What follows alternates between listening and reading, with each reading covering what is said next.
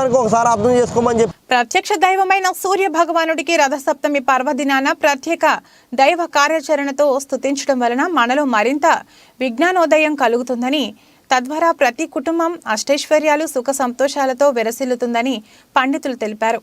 కాకినాడ జిల్లా తుని నియోజకవర్గ వ్యాప్తంగా రథసప్తమి పర్వదినాన్ని ఘనంగా నిర్వహించారు.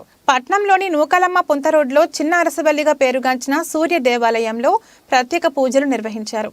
ఉషా ఛాయ సమేతుడైన సూర్య భగవానుడికి 2 దేవేరులతో పట్నంలో ఊరేగింపు నిర్వహించి అనంతరం కళ్యాణ మహోత్సవాన్ని వేద మంత్రోచ్చారణల నడుమ మంగళ సూత్రధారణ కార్యక్రమం ఘనంగా నిర్వహించారు. ఈ కార్యక్రమానికి పెద్ద ఎత్తున భక్తులు హాజరై కళ్యాణాన్ని తిలకించారు. ఈ కార్యక్రమంలో ఆడారి స్వామినాయుడు, చింతంనేడి బుల్లి రాజబాబు, గడ్డమూరి రమేష్ అధిక సంఖ్యలో భక్తులు ఈ కార్యక్రమంలో పాల్గొని స్వామివారి తీర్థ ప్రసాదాలను స్వీకరించి తరించారు. ఆయన కాలం చేసినందువల్ల మాకు అప్పచెప్పారు.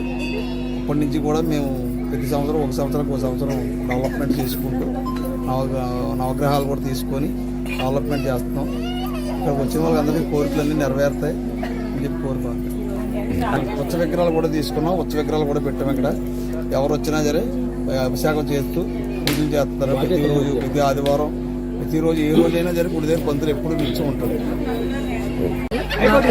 నూకాలమ్మ కొంత రోడ్లో వెలిసి ఉన్న సూర్య భగవాన్ దేవాలయంలో సూర్యనారాయణమూర్తి ఈరోజు రథసప్తమి రోజు ప్రతి ఏడాది సాయంకాలం కళ్యాణం జరపబడుతుంది. భక్తులు అందరూ సహకరించి కళ్యాణ మహోత్సవంలో అందరూ పాల్గొంటున్నారు. తర్వాత స్వామివారి ఎంతో మహిమగల దేవుడు అనుకున్న కోరికలు నెరవేర్చే తండ్రి. ఓం శ్రీ మహాగణాధిపతయే నమః, శ్రీ మహాసరస్వత్యే నమః, శ్రీ గురుభ్యో నమః. హరి ఓం. మనందరికీ ఆరోగ్యం కొరకనే ఈ మాఘమాసంలో సూర్య నమస్కారాలు చేయడం జరుగుతూ ఉన్నది మన చిన్నారసవల్లి దేవస్థానం యందు. అయితే ఈరోజు రథసప్తమి కళ్యాణం చేస్తూ ఉన్నాం సాయంత్రం.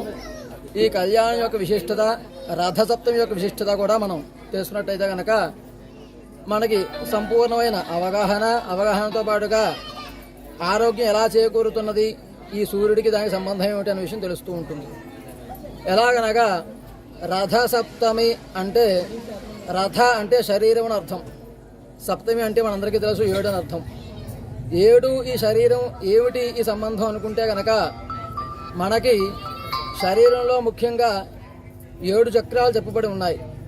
అవి మూలాధారం, స్వాధిష్టానం, మణిపుర, అనాహత, విశుద్ధ, ఆజ్ఞ, సహస్రారం అని. అయితే